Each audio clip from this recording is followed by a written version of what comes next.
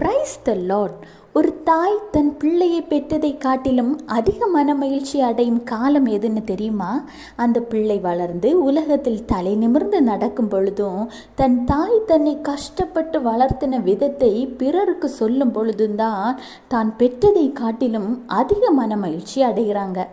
ஒரு உலக தாயை இவ்வளவு மனமகிழ்ச்சி அடையும் பொழுது,